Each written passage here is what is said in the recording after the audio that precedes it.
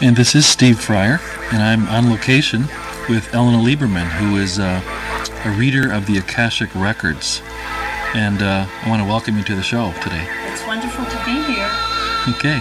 A lot of people probably aren't familiar with the term Akasha or Akashic Records, so perhaps we could start by defining that. What does that really mean? I'm going to give you the meaning of the Akashic Records as written in an introduction from Jesus the Christ, which is taken from a metaphysical work.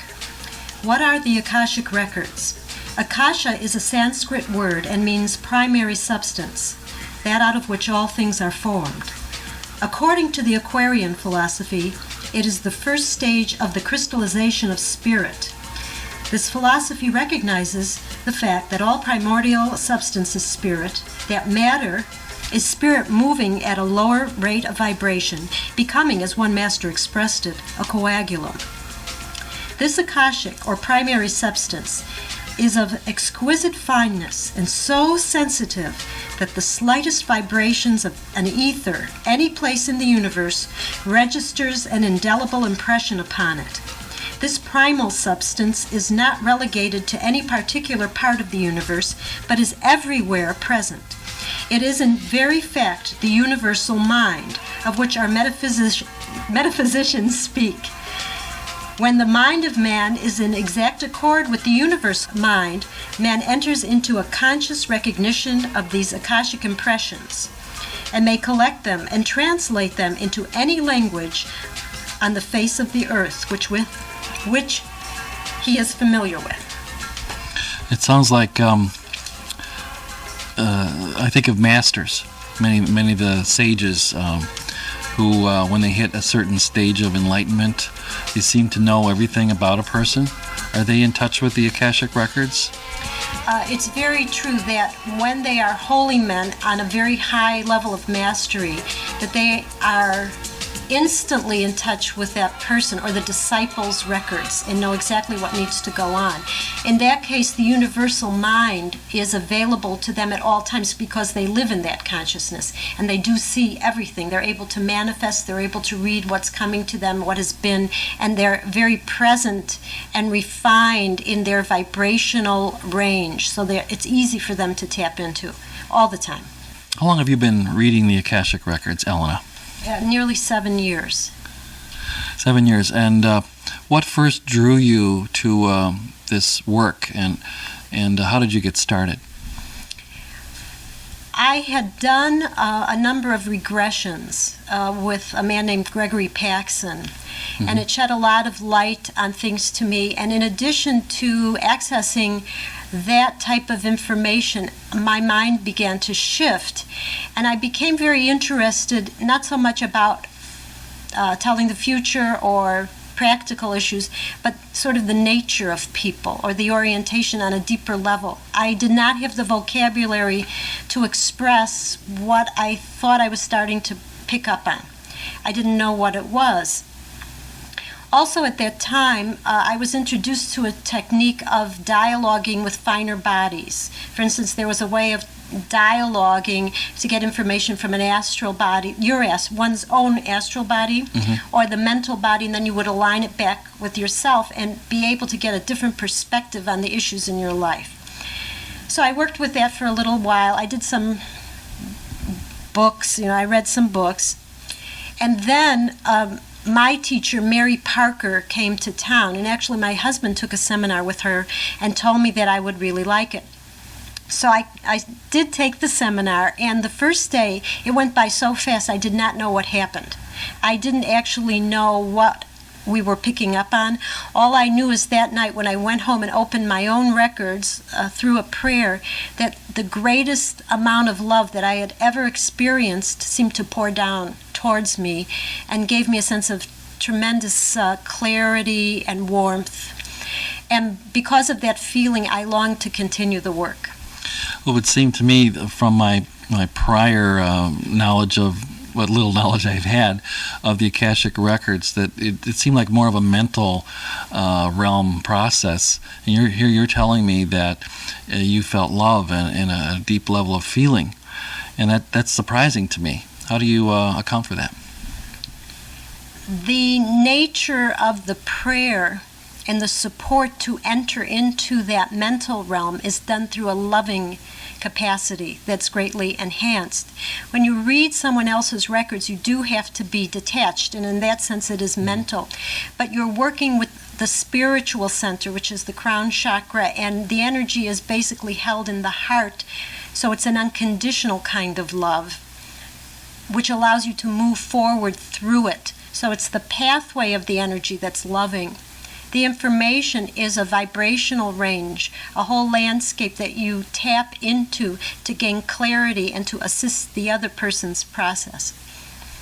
Well, it just seems to me that I've seen so many channels and witnessed this sort of thing where they're bringing through information from other realms of consciousness, and it just seems like they are very detached in that process usually, and that it's almost like taking dictation or whatever.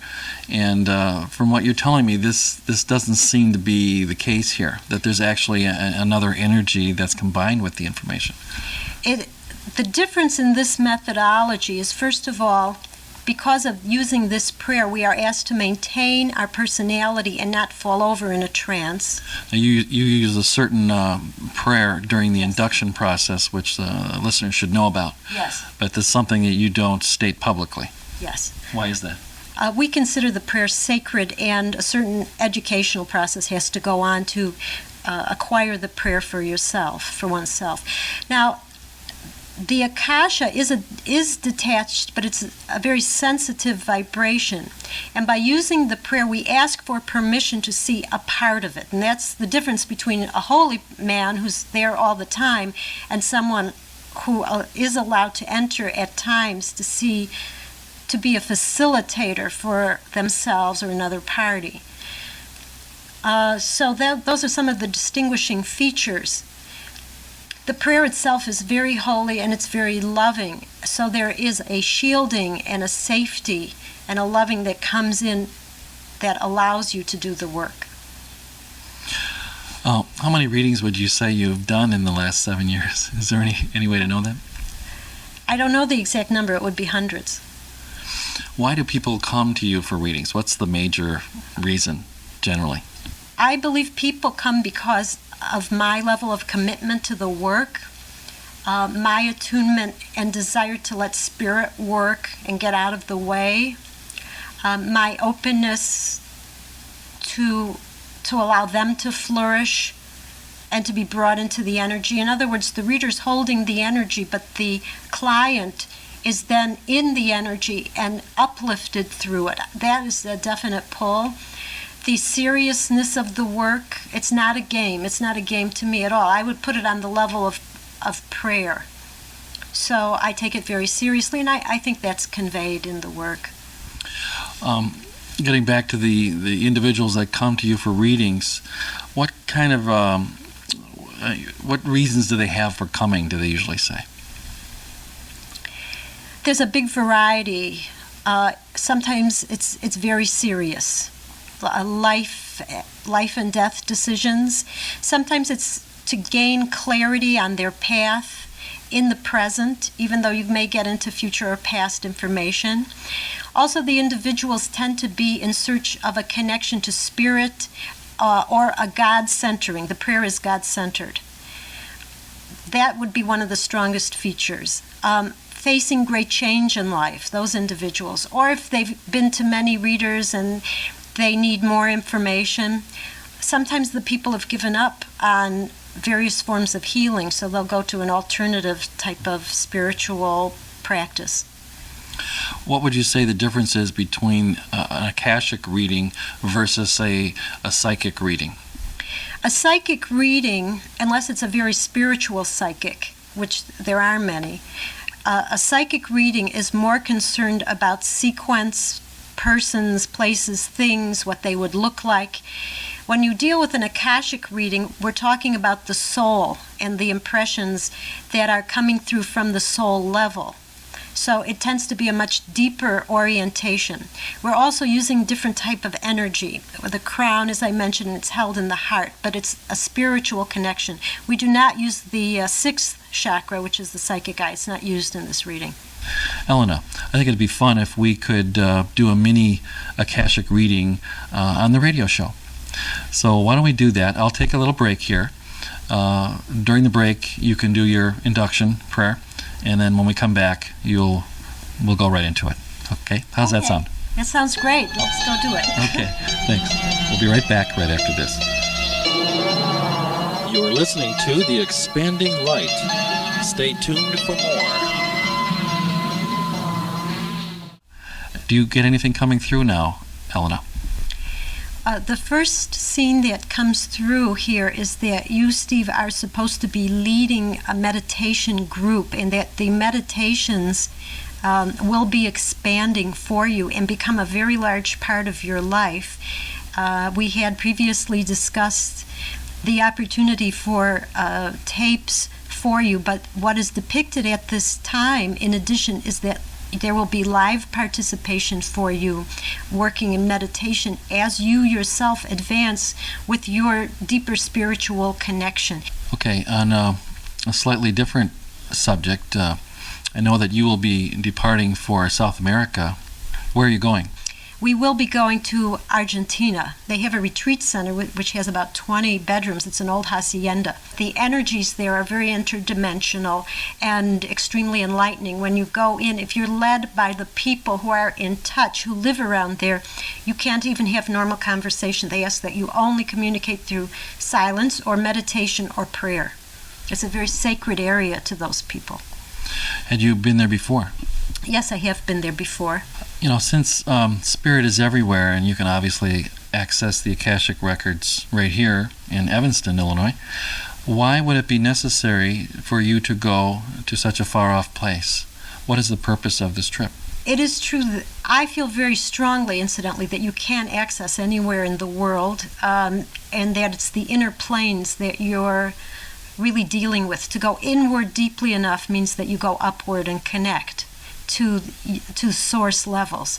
However, there are places on Earth where there are definite energy portals that allow for a deeper attunement to universal guidance, be it through the Earth or be it through alien perspectives or celestial perspectives.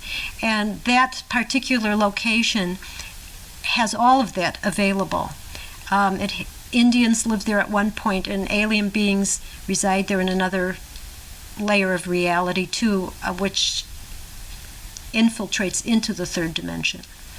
What kind of beings are we talking about here? They obviously must be beings that are benevolent versus some of the things we see on Saturday night television and the X-Files. So what's going on with that? They're the great guardians of the universe. It's the intergalactic hierarchy. They're represented in the etheric by 7 temples, and it's maintained through chanting and through mantras, and they do have vehicles, and the great luminaries that have come to Earth and are biblical, have been mentioned in the Bible, do reside there. They also can be identified through scent, and when you're in prayer, the scents will come up. One example is that apple blossom, the scent of apple blossom means the presence of Saint Germain and the lineage that follows Saint Germain. What is, a lot of people say they smell roses. What does that represent? The Divine Mother. It's not exactly a rose. It's a similar type of flower, and it is the Great Sisterhood, and that would be headed by the Divine Mother, which, of course, in Christian denominations is perceived as Mary. And the presence is definitely there, and there are certain etheric temples that are kept for that purpose. There's also a phenomenon that is a mixture of frankincense and incense, which has to do with the brotherhoods receiving, and that will completely waft over the area after prayer, out of nowhere, and a breeze will come up out of complete stillness. Comes right out of the blue. Yes. Now, when you say alien beings, it sounds like we're talking spaceships and ETs. Are there spaceships and things like that down there? Yes, and they, at the time we were there, they were noted on television. There was one particular that was noted. It was very huge, but they did not identify it. So I can't mention it on the show because it was on the media. How huge are we talking here? Yeah, it would fill a very large portion of the sky and was viewed. Miles. Yes, it's very big. And then there are many that this is visible. This is visible to the naked eye, but it goes in and out. It can be in one place and become visible and invisible. It's quite a fantastic thing. So it's sort of whipping in and out of reality, that kind of thing. Sort of on the edge. It's on the edge of the range of vibration that we can see, but what made a point to stop, there was a sense that it was showing us what kind of range it was dealing with. And it wasn't the oval type, but in light. It was perceived as a opaque light. The outside of the light was very intense, and then there was a shiny inner circle, and then in the very center it was void. It was black, and it tipped and moved across the sky. And also there were formations around it of other much smaller ships. Why do you suppose there's so many ships being sighted these days? Well, if these so-called alien beings are so evolved, why do they even need a spaceship if they're in another dimension to begin with? I've asked that question, and I get some information on it. First of all, the ship, at this point, you have to understand it impacts your energy so much that you don't quite know what to say. Okay. So the ship at this point, to me, is not in matter, it's in light. And I believe it to be a manifestation of the union of very loving, advanced beings manifesting their prayers into a light vehicle. And that would be referred to as the Merkava, or Merkaba in English, yeah. Merkava in Hebrew. Okay. And that is the ascension vehicle. There may be other sorts of vehicles that, because we weren't close enough, but they did have a formation. The color on the outside of the ships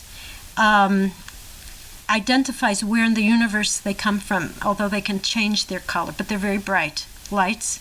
They also are interested in communicating and will respond to you if you think and also gesture to them. They'll move in that way when they're trying to make contact.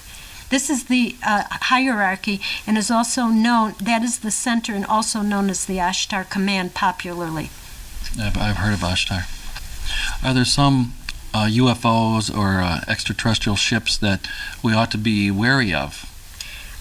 The way to deal with this is to really focus on the height of spirit and your attunement, and generally that will negate the infiltration of something less than the highest realm coming towards you. And to keep attuning the hierarchy, instead of calling it the light body, calls it the cosmic body, and they are interested in finding the heart energy, the loving, in the cosmic body, and integrating all the different energies, organizing them around the heart.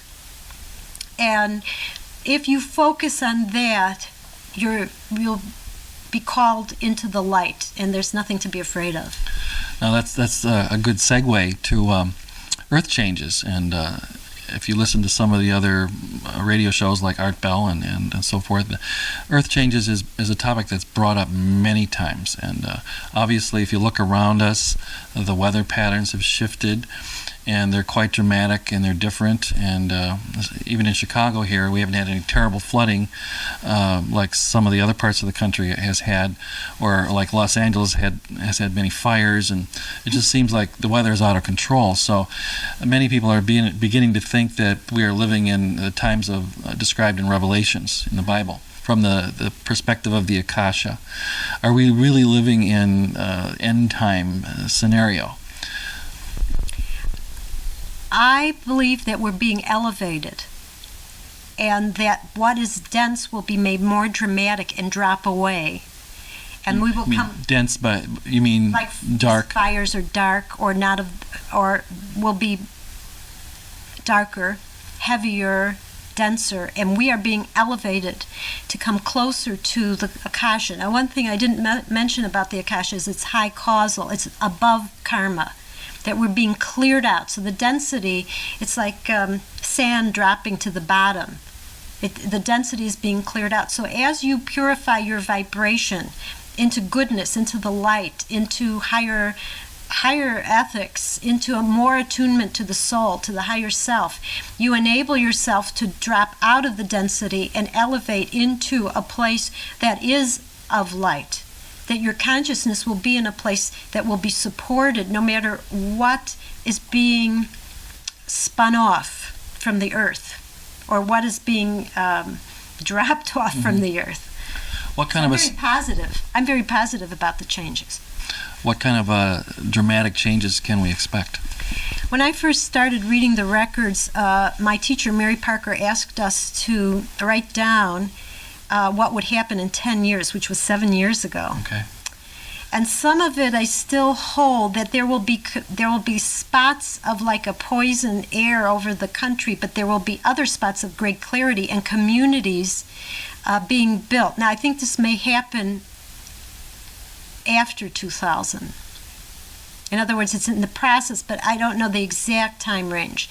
But that there will be great areas of light, and people will band together with their light to enter into a very high vibration, which in some believe is a messianic type of vibration. The world is ready to receive that vibration and is in the process of cultivating it. How much do you know about the Christian version, where Christ supposedly comes back, and twinkling of an eye, all these people ascend and they come out of the graves, and what's true about that or not true? Well, they're definitely, the Jewish people also have a very similar rendition of this Messiah coming. I believe it is so, and that's part of the reason why the hierarchies are on the planet, or in the etheric of the planet and on the planet. That they will be here to help and elevate, and that there will be, it is the nature of the consciousnesses that will be created that will anchor the divine light with complete purity. And the path will be cleared, and that which is perceived as a Messiah will be emanated and present in this reality. Sounds fascinating. Do we have a time frame for this? I think it's forthcoming. However, along those lines, they also say that this is the era that this Messiah will come in our generation. There is a new cycle that is beginning now, right now, this year actually. So that's going on. But the messianic attunement is coming now. This could be the decade of it. What does that really mean? What could we expect or look forward to, I should say? No time lapse in manifestation, so that all thinking has to be very pure. That there's a beingness of light that darkness cannot stand. Does that mean if you still have a lot of negativity, a lot of doubt, that will interfere with your ability to manifest the highest, that you'll continue to manifest not so wonderful scenarios, only more quickly? Exactly. And it's going on right now. And people that's how manifestation works. So it goes both ways. Clearing. You have to keep clearing, and definitely speeding up, especially in the last 2 years. Everything was going much faster. So that's actually a benefit for those who have worked on themselves and have had high intentions to get closer to the light, to feel closer to God, or whatever they perceive as a higher spirituality. Correct? That is correct, and also they have the capability of learning it really fast. Seeing it, the time that they process it is much shorter, so they get what went on there and can move on from that place. I've heard this sort of scenario being described years ago, and that as things speeded up, that it would become more difficult for those who haven't been working on themselves. not impossible, but that it's almost as if there is a chasm that's widening and widening and widening slowly but surely, that as it gets wider, it's harder to make the leap into that light. But if you do it now sooner, it would be easier to make the leap, obviously. Well, what comes to mind with that has to do with attachment. If you're very attached to certain patterns that aren't for the highest good, it will be more difficult. However, the energy will be such that those people, even people who haven't worked, will also be taken into the goodness. But it may be more difficult for them to take the leap, even though that it'll be handed to them more easily. I see. So it would be like, here it is on a silver platter, and they still may have difficulty accepting it.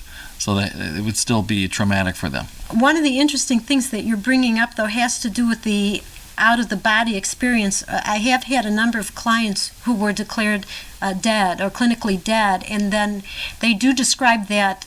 They all describe a very similar experience of going into the light and the vast amounts of love and light that they never even dreamed of. That we come from, that people come from, and it's. You can't talk enough about it. And that is a very deep truth about the origins of the souls of the human being. Well, we've had quite a conversation, and all while we're in the Akasha, so it feels wonderful being here, by the way, with you. I really enjoyed it. We've gone all over the place with this, and there's a part of within a person that is very loving and longs to be in that place. It's a very deep truth.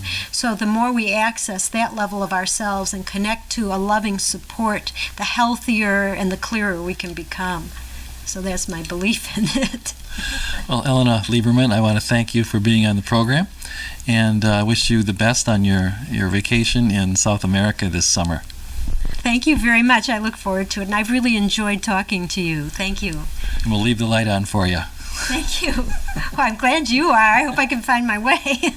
This is Steve Fryer, and join us again next week at the same time. Until then, namaste.